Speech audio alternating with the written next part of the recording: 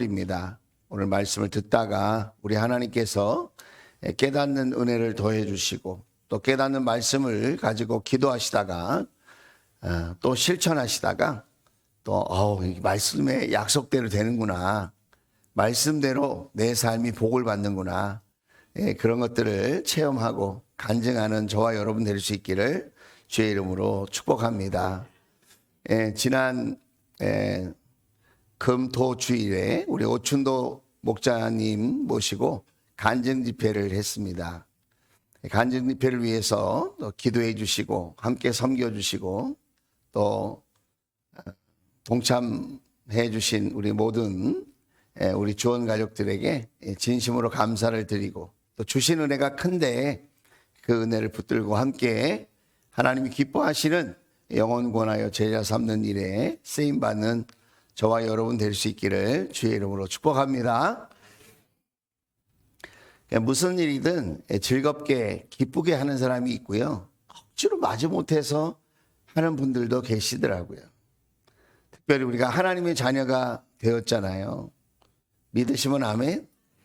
예수님 때문에 내 죄 사함 받고 하나님의 자녀로 살아가는 일이 얼마나 기쁘고 즐거운 일인지 말로 다 알 수 없어요.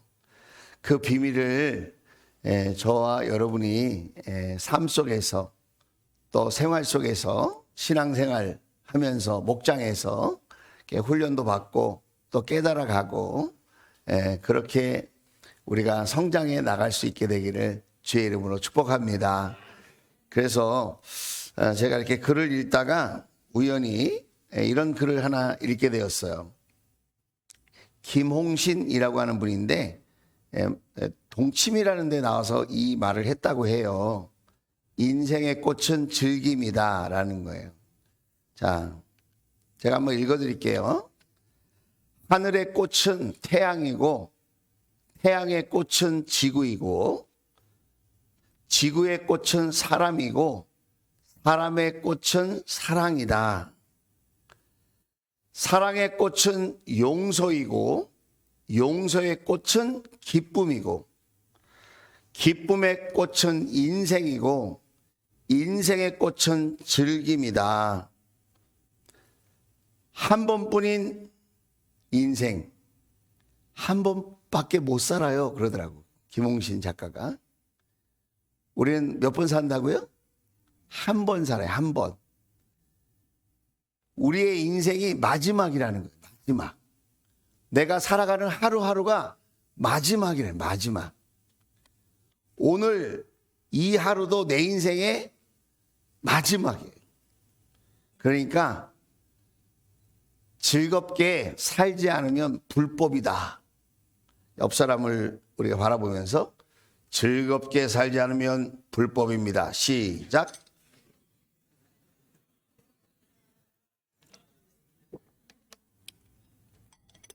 그래서 우리가 생활을 하고 또 가정을 이루고 일터에 나가고 학교에 가고 또 목장에 모이고 이렇게 예배를 드릴 때에도 즐거운 마음으로, 기쁘고 즐거운 마음으로 그렇게 우리가 이 시간을 하나님께 올려드리고 또 우리가 그렇게 살아갈 수 있게 되기를 주의 이름으로 축복합니다. 그래서 제가 이 시를 이렇게 읽다가 한 부분에 이렇게 마음이 와닿았어요. 그게 뭐냐면 사랑의 꽃은 용서라는 말이에요. 사랑의 꽃은 용서다. 사랑 중에 그 꽃에 해당하는 그것이 용서래요, 용서.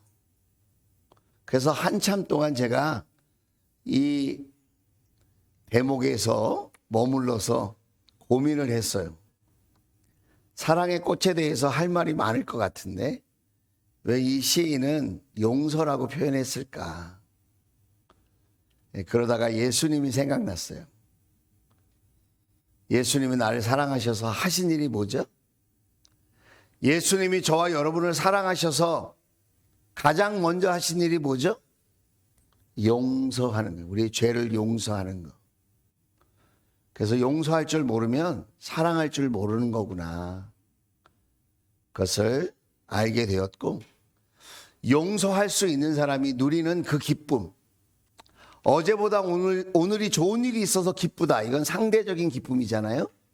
그런 차원의 기쁨이 아니라 예수님 때문에 얻게 되는 절대적인 기쁨, 그것이 용서에서 나온다.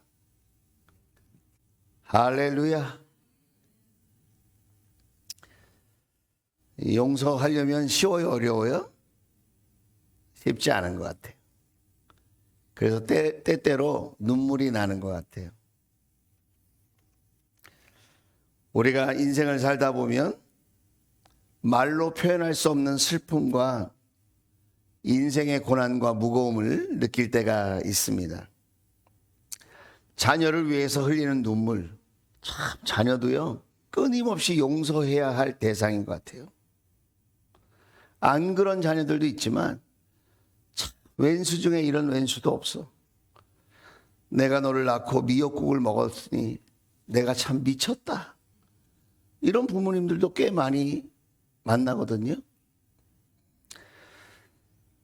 자녀를 위해서 흘리는 눈물, 또 병상 앞에서, 그 육신의 질고 앞에서 흘리는 눈물, 또 경제적인 고통 앞에서 정말 참담하게 자존심 상해가면서 흘리는 눈물, 또 관계를 맺다가 배신을 당하기도 하고, 또 사랑하는 사람이 먼저 떠나가기도 하는 그런 단절에 정말 비애감이 충만한 그런 눈물, 그런 눈물을 우리는 흘리기도 한다는 것입니다. 최근에 여러분 울어보셨어요? 여러분이 울어보셨다면 어떤 일 때문에 우셨어요? 누구 때문에 울어보셨어요?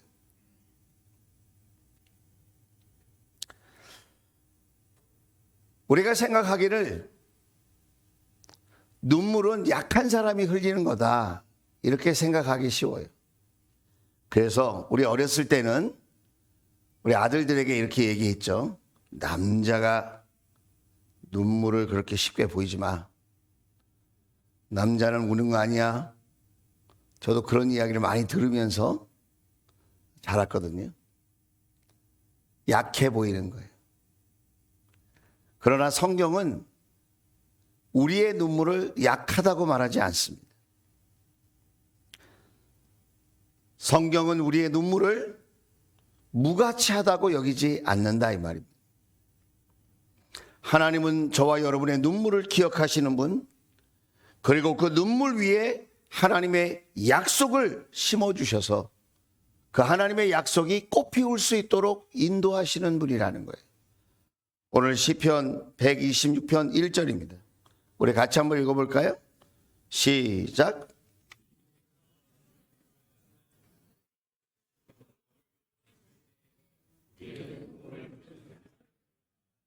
자, 지금 이스라엘 백성들의 처지가 뭐냐면 바벨론의 포로로 끌려갔어요. 포로로 끌려가서 이제 눈치 보는 삶이 시작되고 자유를 빼앗긴 삶을 시작한 거예요. 그들이 바벨론 땅에 끌려가서도 하나님 말씀을 지키려고 노력했고요. 예배하려고 노력을 했어요. 기도하고 찬양을 잊지 않으려고 애를 썼어요. 자, 포로로 끌려간 백성들이 지금 남의 나라에서 열심히 신을 섬긴다고 해요. 신을. 그리고 말씀을 지킨다고 해요. 그리고 기도도 하고 찬양도 했어요. 자, 바벨론 주인 행세를 하는 그 땅의 사람들은 그 이방 포로로 끌려온 그 백성들을 보면서 어떤 마음을 가졌을까요? 야, 너희들이 믿는 그 하나님이 그렇게 좋고 정말 살아있다면 너희들이 포로로 끌려오지 말았어야지. 너희 살아계신 하나님이 그렇게 복을 주신다면 너희들이 떵떵거리고 잘 살았어야지. 하나님을 믿는다는 게 겨우 그 꼴이니? 얼마나 조롱하고 무시했겠어요. 여러분, 우리가 살고 있는 이 세상과 별반 다를 게 없어요. 우리도 우리가 하나님 믿는다고 그러면 뭐라고 그러죠? 하나님 믿어서 그렇게 사냐고 그러잖아요. 하나님 믿어서 그렇게 사는 거야? 하나님께 예배해서 겨우 그 꼴이니? 말로 다 하지 않아도 세상 사람이 볼 때는 우리가 그렇게 초라하게 보이지 않을까요? 세상은 언제나 하나님을 믿는 사람을 칭찬한 적이 거의 없어요.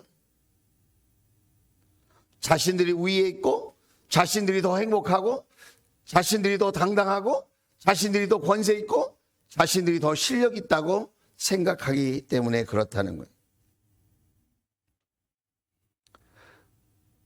그래서 그 비참한 마음을 가지고 이스라엘 백성들은 그 바벨론 땅에서 더 열심히 기도했어요. 하나님, 언제입니까? 언제 우리를 자유케 하실 겁니까? 언제 우리를 다시 고향 땅으로 보내주실 것입니까? 언제 우리가 마음껏 이렇게 편하게 예배하는 날이 오겠습니까? 1년이 지나고 3년이 지나고 5년이 지나고 10년이 지나도 그날이 오지 않았어요. 우리도 기도해도 안 되는 게 있잖아요. 그죠? 그래서 기도하다가 낙심도 하고 기도하다 포기도 하는 거 아니겠어요? 기도하다가 하나님이 내 기도를 안 들어주시나 보다. 그리고 하나님이 나는 잊어버렸나 보다. 나 싫어하는 거 아닐까? 별의별 생각을 다 하죠. 이스라엘 백성들도 그런 마음이었을 거예요. 그런데 그날이 왔어요. 몇 년 만에? 70년 만에 왔어요. 70년 만에 하나님께서 그들을 풀어주셨어요. 자유케 하셨어요. 외교적인 노력이나 군사적인 노력이 아니에요. 그렇다고 해서 누가 재정적으로 여유 있는 사람이 돈을 써서 이렇게 포로된 생활에서 자유케 한 게 아니에요. 자, 오늘 성경을 보면 시온에 잡혀간 포로를 시온으로 돌려보내실 때에, 자, 누가 고향 땅 시온으로 돌려보내셨어요? 누가 그렇게 보냈어요? 뛰어난 어떤 사람이, 장수가, 외교관이, 어떤 장사꾼이? 아니에요, 여러분. 누가 돌려보냈다고 얘기합니까? 주님께서 돌려보내셨다고 이야기하고 있어요. 여러분, 신앙생활은 사람의 노력을 자랑하는 것이 아닙니다. 진짜 신앙생활, 진짜 예수님을 믿는다는 것은 사람의 업적, 지식, 권세, 물질을 내세우는 게 아닙니다. 내가 하나님을 믿고 하나님의 자녀로 살아가는 이유, 그것은 주님께서 일하고 계시기 때문에. 믿어지시면 아멘. 여러분, 주님께서 돌려보내시는 거예요. 주님께서 그 문제를 해결해 주시는 거예요. 주님께서 그 슬픔을 바꿔주시는 거예요. 주님께서 하시는 거예요. 그래서 그 일이 자기에게 딱 닥쳤을 때 자기의 노력이 아닌 걸 알았잖아요. 그래서 우리가 그걸 뭐라고 하냐? 하나님의 은혜라고 얘기해요. 하나님이 하신 일, 하나님이 하신 행동, 그것 때문에 내 삶의 변화와 회복과 치유가, 구원이, 참 자유가 이루어지는 것을 우리가 은혜라고 얘기합니다. 한번 따라서 합시다. 은혜 때문에 내가 있습니다. 옆 사람도, 여러분 우리 가족도 하나님의 은혜로 살게 되는 줄로 믿습니다. 그래서 70년 만에 고향 땅으로 돌아와서 마음껏 찬양하고 예배하고 하나님의 말씀을 듣고, 여러분 이 일이 꿈꾸는 것만 같았다는 거예요. 꿈꾸는 것만 같았다. 우리는 꿈을 꾸는 사람들 같았다. 꿈이 이루어지는 삶, 여러분 다 될 수 있기를 주의 이름으로 축원을 드립니다. 하나님 때문에 저와 여러분의 꿈이 이루어질지어다. 그런 소망을 가지고 오늘 예배하는 저와 여러분에게 좋은 일, 기쁜 일, 감사한 일이 넘쳐나게 되어질 줄로 믿습니다. 자, 그런데 이렇게 결과를 알면 참 우리 마음이 기쁘고 즐거운데 그 과정은 쉽지 않았다는 거예요. 그래서 오늘 5절 말씀, 6절 말씀을 우리가 알아야 됩니다. 자, 우리 5절 말씀 같이 한번 읽어봅시다. 시작.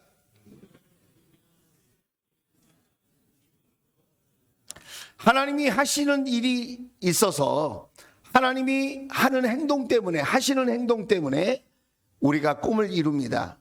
그런데 그 과정은 그렇게 쉽지만은 않아요. 하나님께서 하신다고 해서 우리가 넉놓고 감나무 밑에서 감 떨어지기를 기다리고 있는 것이 아니거든요. 신앙생활이라는 게. 이스라엘 백성들도 아무 일도 안 하고 그저 하나님이 해주시겠지, 그렇게 나약하고 안일하게 있었던 것이 아닙니다. 그들은 어떻게 했을까요? 눈물을 흘리며 씨를 뿌리는 사람이었다는 거예요. 여기서 눈물을 흘린다는 말은 무슨 의미냐면, 눈물을 흘리지 않고는 한 발짝도 내디딜 수 없는 그런 뜻이에요. 얼마나 상황이 힘들고 어렵고 괴로웠던지, 본인들이 노력을 해도 수고를 해도 풀리지 않는 문제들, 현실의 문제들 앞에 그들은 눈물을 흘리며, 눈물을 흘리지 않고는 한 발자국도 내디딜 수 없는 그런 상황인 것을 인식하면서, 그럼에도 불구하고 눈물을 흘리고 씨를 뿌렸다는 거예요. 그런데 여러분, 씨를 뿌리는 일은 헛되지 않았어요. 눈물을 흘린 것이 분명한데, 눈물을 흘리지 않고는 단 하루도 살 수 없는 참담한 인생이었는데, 고난이 넘치는 인생이었는데 기쁨으로 거두는 날이 왔다는 거예요. 여러분, 하나님은 우리의 눈물을 기쁨으로 바꿔주시는 분이신 줄로 믿습니다. 하나님은 어떤 분이라고요? 우리의 눈물을, 우리의 고난을, 우리의 아픔을 기쁨으로 바꿔주시는 분이라는 거예요. 할렐루야. 저도 제 인생을 뒤돌아보면 쉽지 않았던 것 같아요. 여러분도 여러분 인생에 스토리가 있으시잖아요. 정말 주머니에 1,000원이 없어서, 또 어떤 모임에 가서는 주머니에 5,000원이 없어서 목사님들이 다 모였는데 뒷걸음쳐 도망치듯 그렇게 부끄럽게 그 자리를 피해서 빠져나온 적도 있어요. 질병에 걸려서 왜 나에게는 이런 질병이, 몹쓸병에 걸렸나, 그리고 하나님 앞에 하소연하듯 그렇게 기도하던 때도 있었어요. 더 마음이 아픈 것은 자녀들이 아플 때 병원 갈 돈이 없어서 그저 할 수 있는 게 기도밖에 할 수 있는 일이 없어서 제가 대신 아팠으면 좋겠습니다. 제가 전도사고 제가 목사지, 우리 아이들은 우리 하나님이 도와주셔야 되지 않겠습니까? 하나님이 고쳐주세요. 병원 갈 돈이 없어가지고 그렇게 지내던 때가 있었어.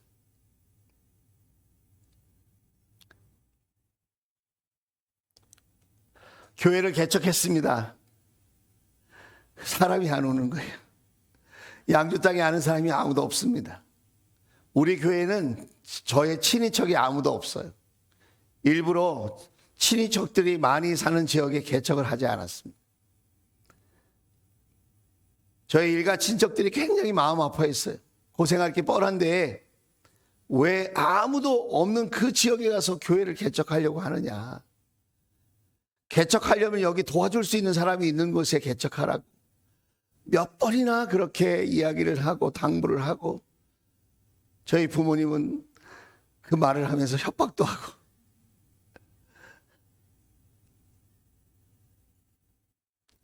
저는 사람을 의지하기보다는 하나님의 살아계신 것을 체험하고 싶습니다. 하나님이 정말 제가 이렇게 교회를 세우고 영혼을 섬기는 것이 하나님의 뜻이라면 하나님께서 도와주시겠죠. 그리 아니하실지라도 괜찮습니다. 정말 그런 마음으로 하나님 살아계신 것을 보여주세요. 하나님 살아계신 것을 증명해 주세요. 하면서 하루에 3번씩 하나님 앞에 살려달라고 기도했습니다. 하나님 살려주십시오. 저 때문에 그런 게 아닙니다. 지금도 하나님의 교회가 이 땅 위에 세워질 수 있다는 것을 보여주십시오. 그리고 아무도 없는 곳에 개척을 했는데 쌀이 없는 거예요. 겪는 거 아닙니까? 쌀 떨어지는 거. 예. 근데 참 신기해요. 여러분이 안 믿으셔도 어쩔 수 없는데 완전 지하에 개척교회를 시작했거든요. 예, 지하에는 하지 말라고 선배 목사님들이 그렇게 얘기했어요. 지하는 개척교회 무덤이야, 뭐 이런 얘기 했어요. 아무도 안 온다는 거예요. 신발을 벗고 들어왔어야 해요. 저희 지하 옛날에 개척교회 하는데. 그런데 기도하고 그 다음날 나가보면 누가 쌀을 교회 그 지하실 문 앞에다 갖다 놨어요. 전기세가 떨어지면 전기세를 누가 금액을 누가 맞췄어. 꼭 누가 알고 주는 것처럼 그렇게 빈 우편 봉투에 전기세를 내야 할 금액이 다 와 있는 거예요. 세 분이 안 믿으시는데 회개하시기 바랍니다.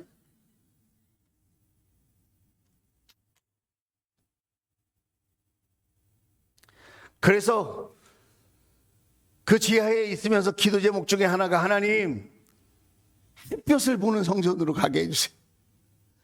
1층으로 가게 해주세요. 1층으로.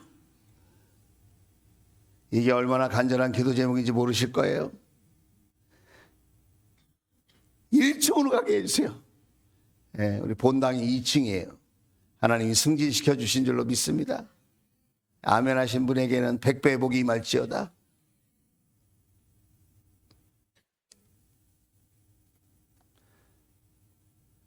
이 성전을 건축하고 입당하는 날 지금도 잊지 못해요. 꿈꾸는 것 같았지 않겠습니까? 하나님 앞에 예배하는 것이 꿈꾸는 것 같았어요. 하나님께 이렇게 찬양하고 함께 예배할 성도님들이 계시다는 게 얼마나 하나님께 감사한 일인지.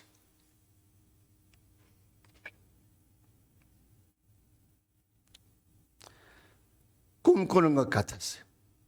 오늘 왜 우리는 예배 시간에 졸릴까요? 왜 우리는 예배 시간에 딴 생각이 날까요? 왜 우리는 예배 시간에 하품이 날까요? 피곤해서 그럴 수 있죠. 정확한 타이밍에 입을 벌려주셔서 감사합니다. 우리는 예배 드리는 그 간절함을 몰라요. 그 예배 드리는 그 소중함을 우리는 잘 몰라요. 이것이 얼마나 놀라운 은혜인지 우리는 그 가치를 잘 몰라요. 제 후배가 인도에 선교사로 신학교를 졸업하자마자 갔습니다. 그런데 1년 6개월 동안 한 사람도 예배에 나오지 않았어요.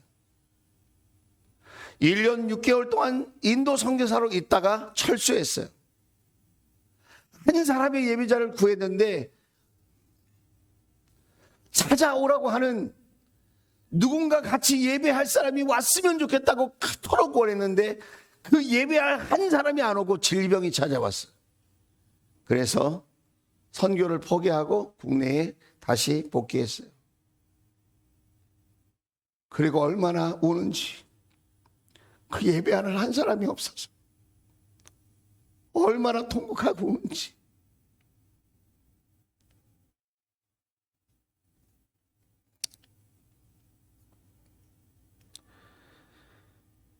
하나님은 예배자의 눈물, 성도의 눈물을 의미 있게 생각하시고 가치 있게 여겨주시고 그 눈물이 기쁨이 되게 하시는 하나님이신 줄로 믿습니다. 그래서 여러분, 눈물은 바로 이거예요. 자, 한번 땡땡 한번 읽어주십시오. 아주 그냥 답을 확 보여주시네.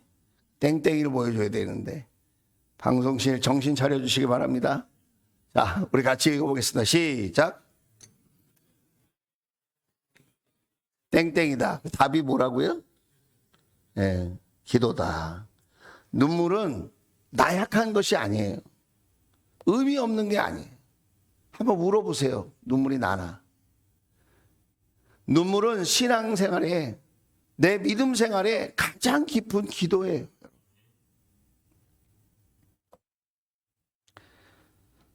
몇 가지만 이 눈물의 의미를 우리가 좀 살펴보고 싶은데, 자녀를 위한 눈물은 위대한 유산이에요. 한번 따라서 하겠습니다. 자녀를 위한 눈물은 위대한 영적 유산이다. 누가복음 23장 28절이에요. 같이 읽겠습니다. 시작. 예루살렘의 딸들아, 나를 두고 울지 말고 너희와 너희 자녀를 두고 울어라. 아멘. 예수님이 본인은 십자가에 이렇게 달려 돌아가시면서 예수님 불쌍하다고, 예수님 안타깝다고, 예수님의 고난이 너무 슬프다고 울고 있는 예루살렘의 딸들을 두고 우리 예수님이 이렇게 말씀하십니다. 얘들아, 너희들이 나를 위해 울지 말고 너희들이 정말 울어야 될 대상이 있다. 그 울어야 될 대상이 누구입니까? 너희와 너희 자녀를 두고 울어라 말씀하십니다. 오늘 부모 되고 선생님 된 저와 여러분, 우리 주님께서 허락하신 이 말씀을 여러분 붙들 수 있기를 주의 이름으로 축원을 드립니다. 울지 말고 교육하는 것, 울지 말고 가르치는 것, 그것은 여러분 참다운 교육이 아닐 수 있습니다. 눈물은 말보다 강하고 감정보다 깊습니다. 눈물은 무엇보다 하나님의 마음을 움직이는 도구이라는 것을 여러분 기억해야 합니다. 어느 한 성도의 가정입니다. 청소년기에 친구들과 어울리다가 그만 마약에 손을 댔습니다. 마약에 손을 대니까 불법 도박을 하게 되었습니다. 마약을 사야 되니까. 부모의 지갑을 훔치는 것도 한두 번이지 그게 안 되니까 도박을 해서 마약값을 구하려고 했어요. 그러면서 점점 더 어두운 생활에 빠져들기 시작했습니다. 부모님이 이 아이를 타이르기도 해보고 혼내기도 하고 협박도 하고 별의별 욕도 다 해보고 했는데 안 돼요. 그래서 그의 어머니가 자기 남편과 함께 새벽 5시에 일어나서 하나님 앞에 나아가 엎드리기 시작했습니다. 세상의 방법을 다 써봤는데도 안 되는 거예요. 그 절망의 순간에 딱 한 분이 생각났는데 그분이 예수님이. 그래서 새벽 5시만 되면 눈을 뜨고 그 하나님께 엎드려 기도하기 시작했어요. 하나님, 우리 아들을 불쌍히 여겨주십시오. 하나님, 우리 아들을 살려주십시오. 이 아이를 건져주십시오. 이 어둠 속에서 누가 건져 내릴 수 있겠습니까?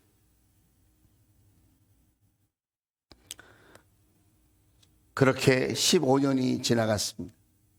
15년 동안 기도했는데 이 아이가 점점점 더 나빠지는 거예요. 여러분 같았으면 어떻게 하시겠습니까? 15년 동안 기도를 했는데도 응답이 안 와요. 아이는 점점 더 나빠져요. 여러분 같으면 어떻게 했겠습니까? 그런데 이 부모는 포기할 수 없었어요. 이 인생의 해답이 하나님 한 분밖에 없다는 것을 믿고 있었기 때문에 세월 지나갈수록 의지할 것밖에 없고 인내할 것밖에 없고 주님이 도와주셔야 한다고 하는, 주님이 도와주시면 된다고 하는 그 믿음 하나로 버티고 있었던 거예요. 16년째 되는 그 어머니의 생일날 그 아들이 아침에 시뻘건 눈을 하고 돌아왔어요. 그러면서 그 엄마에게 이렇게 얘기하는 거예요. 엄마, 나 이제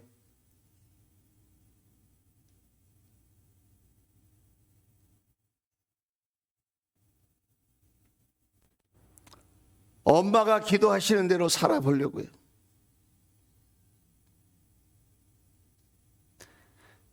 나 이제 이전 생활 다 내려놓고 엄마가 원하시는 믿음의 삶 살아보려고요. 엄마, 내가 너무 늦은 거 아닐까요?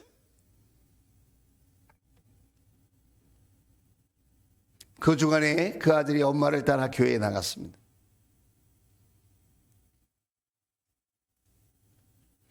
(30대) 중반의 청년이 되었는데 그 아들이 함께 이렇게 찬양팀, 우리 주사랑 찬양팀처럼 함께 찬양을 하며 하나님께 영광 올려드리는 믿음의 아들이 되어진 줄로 믿습니다.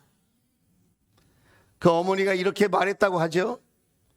저는 그 아이를 신앙으로 낳지는 못했지만, 저는 그 아이를 제가 갖고 있는 직분이나 제가 갖고 있는 종교심으로 그 아이를 변화시키지는 못했지만, 저는 눈물로 그 아들을 다시 낳았습니다. 눈물의 기도는 실패하지 않습니다. 눈물로 씨를 뿌리는 자는 기쁨으로 거두게 되어질 줄로 믿습니다. 자녀에게 무엇을 물려주고 싶습니까? 많은 재물, 넓은 집, 좋은 차, 더 많은 세상의 즐거움, 많은 경험들 다 좋죠, 여러분. 그러나 우리 자녀들에게 예수 그리스도의 그 십자가의 복음을 물려줄 수 없다면 여러분, 그것은 헛된 것이 되고 말 것입니다. 자녀에게 정말 물려주고 싶다면 눈물의 기도를 물려줄 수 있게 되기를 주의 이름으로 축원을 드립니다. 종교보다 강한 것, 그것이 예수예요. 부모가 본을 보여야 될 것이 있다면 기도하는 무릎이 아닐까요? 같이 놀러 다니는 것도 좋고 추억을 쌓는 것도 귀하고, 같이 맛있는 거 먹고 원 없이 용돈을 쓸 수 있도록 그렇게 하는 것도 왜 나쁜 일이겠어요? 그러나 여러분, 내 자녀가 왜 이렇게 됐을까? 내 자녀가 왜 이렇게 엉망이 됐을까? 후회하기 전에 우리 자녀들을 위해서, 그 자녀들의 영혼권을 위해서 안타까운 마음을 가지고 눈물로 기도하는 저와 여러분 될 수 있기를 주의 이름으로 축원을 드립니다. 두 번째로, 가정을 위한 눈물은 회복의 문을 연다는 거예요. 에레미야 9장 1절에 보면 기가 막힌 말이 나옵니다. 그게 뭐냐면 이 컵이잖아요. 컵에 물 담갔어요. 에레미야 선지자는 이렇게 얘기해요. 누가 나의 머리 위에 물통을 좀 놨으면 좋겠다. 물통을 이렇게. 내가 너무 슬퍼서 눈물을 나는데 너무 많은 눈물을 흘려가지고 눈물이 나오지 않는다는 거예요. 지금 너무 애통하고 슬픈데, 우리 가족 때문에, 우리 친척 때문에, 우리 민족 때문에, 이 나라 때문에 내가 흘릴 눈물이 아직도 많은데 너무 많은 눈물을 흘려가지고 눈물이 더 이상 나오지 않으니 내 위에 누가 물통을 가져다 줬으면 좋겠다, 이렇게. 그리고 나의 눈에 자동으로 눈물이 막 펑펑 쏟아지도록 눈물샘이 되게 해줬으면 좋겠다. 여러분, 이 심정이 느껴지십니까? 이것은 절망하거나 분노의 눈물이 아니에요. 살리고 싶고 회복시켜주고 싶고 도와주고 싶은 눈물이에요, 여러분. 한번 따라서 하겠습니다. 울 줄 아는 사람이 가정을 살린다. 울 줄 아는 사람이 자녀를 살린다. 울 줄 아는 사람이 배우자를 살린다. 더 나아가 울 줄 아는 사람이 나라와 민족을 살리는 거예요. 여러분, 어떻게 보면 우리나라는 똑똑하고 잘난 사람들이, 많이 배운 사람들이 나라를 더 어렵게 하는 것 같아요. 눈물 없이 메마른 마음을 가지고 정치를 하는 사람들, 세계적인 대학을 나오고 국내에서도 최고의 학벌이라고 자랑하는 그들이 하는 짓을 보면 너무 마음이 아플 때가 많아요.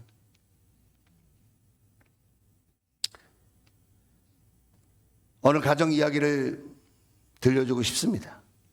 아내는 예수님을 믿겠다고 교회를 다닌 지 얼마 안 됐는데 남편이 무슨 심통인지 심술이 나가지고 점집을 다니기 시작했어요. 아내는 교회를 가는데 남편은 점집을 가는 거예요. 그래서 이 아내가 남편에게 그러면 안 된다고 같이 교회 가자고 달래보기도 하고 뭐 비유도 맞춰보고 온갖 것을 10년 동안 했는데 10년 동안 남편이 더 마음이 강팍해졌어요.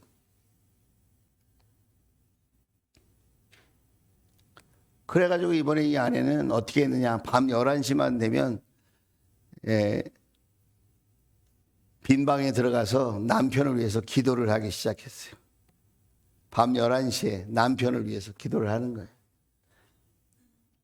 우리 남편 불쌍하게 여겨달라고, 남편의 마음이 부드러워지게 해달라고, 남편의 마음이 열려지게 해달라고 그렇게 기도를 해요.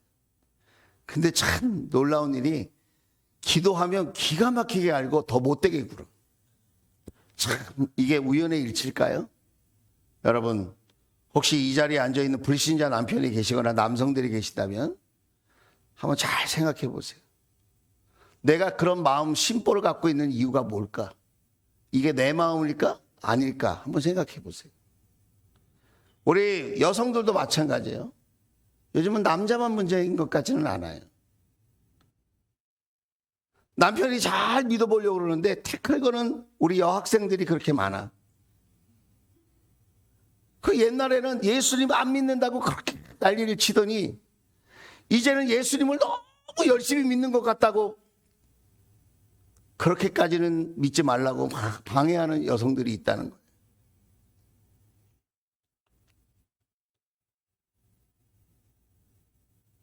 약간 삐딱하고 이상한 마음을 갖고 있는 여성들이 혹시 계시다면, 이 마음이 하나님으로부터 왔을까 아니면 하나님으로부터 안 왔을까를 한번 생각해 보세요.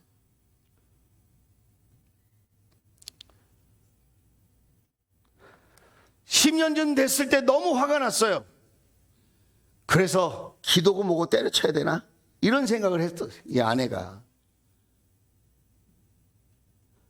그런데 하나님께서 은혜를 부어주셨어요. 다 됐다. 이제 다 됐다. 이런 음성을 들려주셨어요. 그래서 그 아내가 포기하지 않고 계속해서 기도를 했어요. 자, 그런데 응답이 이상하게 왔어요. 어떻게 왔느냐? 남편이 그만 질병에 걸려서 쓰러지고 말았어요. 남편이 누워버렸어요. 아니, 건강하게 같이 교회 가게 해달라고 기도했는데, 그렇게 열심히 포기하지 않고 기도했는데 남편이 질병에 걸려서 누워버렸어요. 아마 풍이 온 것 같아요. 그런데 어느 날 골방에 들어가서 기도하고 누워있는 남편 그 침대 옆으로 이렇게 다가갔는데, 남편이 갑자기 손을 뚝 내밀더니 아내의 팔을 딱 잡는 거예요. 이렇게.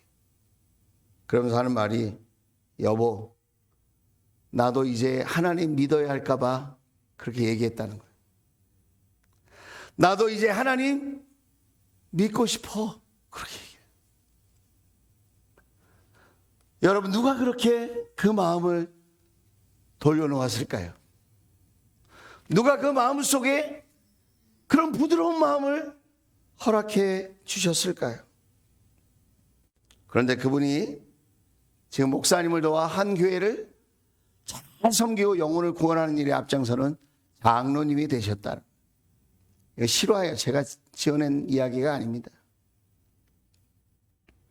그 아내가 또 이렇게 이야기했습니다. 내가 주님 앞에 안타까워 울며 무릎을 꿇을 때 남편의 마음이 무너졌습니다. 내가 울며 하나님 앞에 무릎을 꿇고 기도할 때 여리고 성처럼 딱딱하고 완고한 남편의 마음이 무너졌습니다.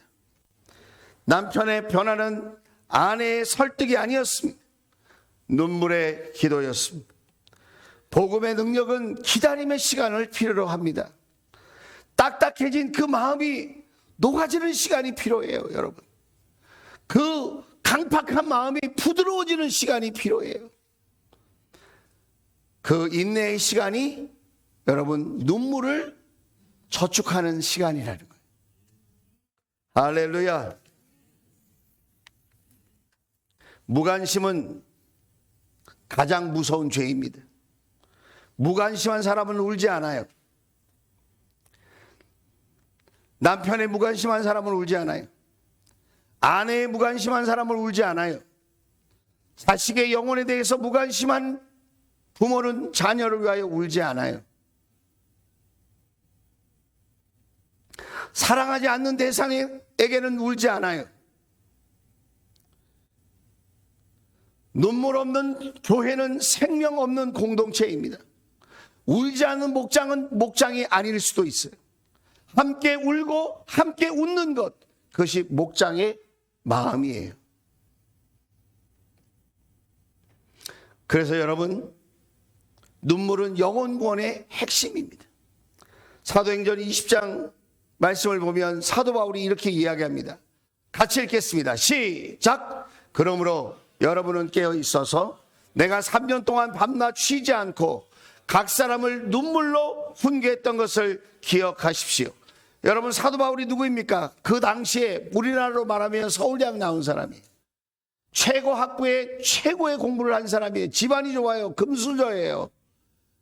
그런데 그는 사람들을 만날 때 자기의 지식이나 자신의 가문을 내세우거나 자랑하지 않았다는 것입니다. 바울의 신앙됨은 그의 해박한 지식이나 논리에 있지 않았습니다. 그는 눈물로 사람들을 만나고 눈물로 하나님의 교회를 섬겼습니다. 그는 회중들, 성도들을 만나서 하나님 말씀을 가르칠 때 울었습니다. 편지를 쓸 때 울었습니다. 기도할 때 더더욱 울었습니다. 올해는 주변의 불신자들에게 이렇게 말을 합니다. 예수 믿으세요. 교회 같이 갔으면 좋겠다. 교회 가자, 예배드리자, 이렇게 얘기를 해요. 그 말도 필요하죠. 그러나 여러분, 때때로 이런 말이 더 필요할 수도 있어요. 당신을 생각하면 눈물이 납니다. 당신을 생각하면 눈물이 납니다. 어젯밤에도 당신을 위하여 기도할 때 제 가슴이 뭉클하고 눈물이 났어요. 어떤 분은 저를 보고 눈물이 난대요. 어떤 권사님은 저를 보고 목사님만 생각하면 눈물이 난대요. 어떤 분은 또 우리 사모님을 보면 눈물이 난대요. 제가 어저께 목장 탐방을 갔는데 T냐 F냐 논쟁이 벌어졌어요. 그랬더니 한 분이 이렇게 얘기했어요. T하고 F가 뭐야? 제가 T와 F를 설명해 드리겠습니다. 남편이 퇴근길에 너무 마음이 속상하고 아파서 빵집에 들렀어요. 그 빵을 샀어. 그 집에 갔더니 아내가 이렇게 물어보는 거야. 아내가 빵 몇 개 샀어? 빵 얼마나치 샀어? 이렇게 물어보면 T예요. 그런데 F는 이렇게 물어봐요. 여보, 회사에서 속상한 일이 있었나 보지?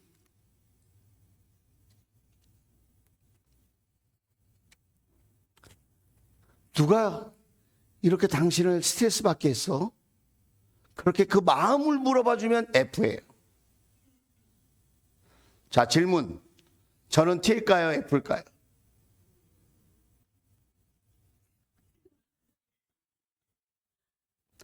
제가 칼럼을 썼습니다. 나는 왜 울까 생각해 봤어요.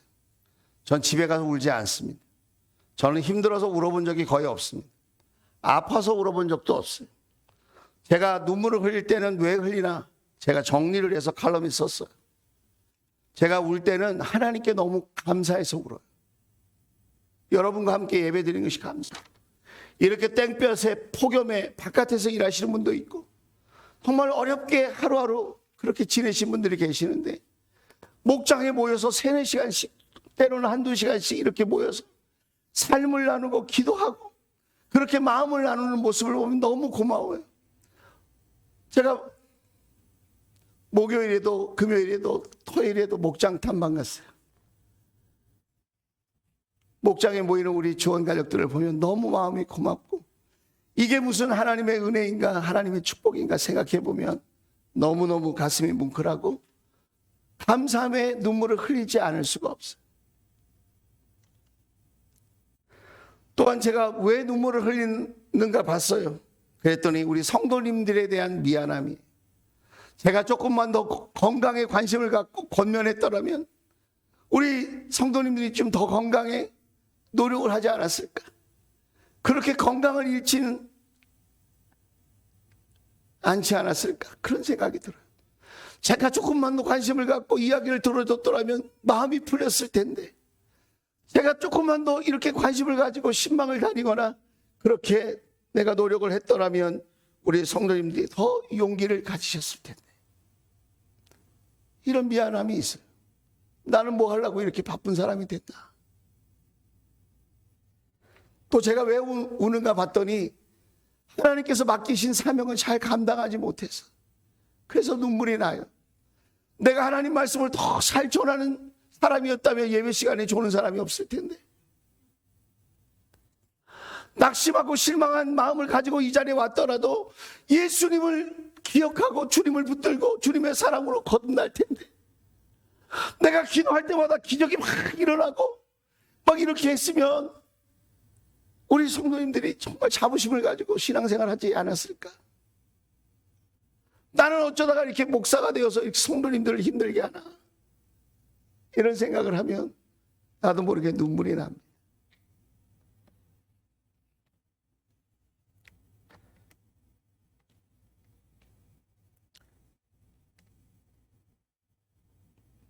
시편 56편 8절입니다. 나의 유리함을 주께서 계수하셨으니 나의 눈물을 주의 병에 담으소서. 이것이 주의 책에 기록되지 아니하였나이까. 참 말이 어려워요. 그래서 우리가 보는 세 번역으로 다시 보겠습니다. 같이 한번 읽어볼까요? 시작.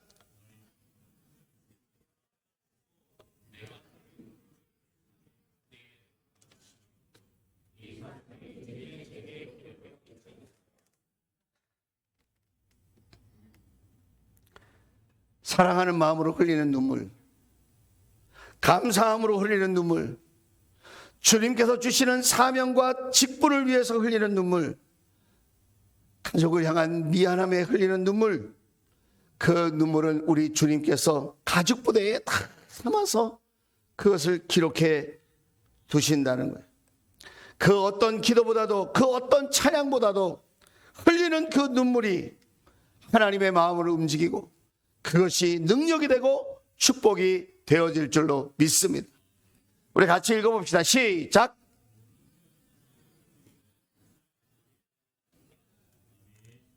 우리에게 기적이 필요하다면 그 기적은 눈물에서 시작되지 않을까요? 나는 최근에 무엇 때문에 눈물을 흘려봤을까요? 어떤 상황 때문에 눈물을 흘렸을까요? 하나님 나라를 위해서 하나님이 주신 은혜 때문에 나는 눈물을 흘려봤을까요? 그토록 나를 힘들게 하고 어렵게 하는 그 대상을 위해서 예수님 사랑으로 한번 보려고 나는 눈물을 흘려본 적이 있을까요? 오늘 본문 말씀으로 다시 돌아가겠습니다.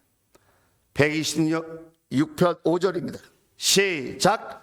눈물을 흘리며 씨를 뿌리는 사람은 기쁨으로 거둔다. 6절 시작. 울며 씨를 뿌리러 나가는 사람은 기쁨으로 단을 가지고 돌아온다. 여러분, 우리는 울며 씨를 뿌리러 나갑니다.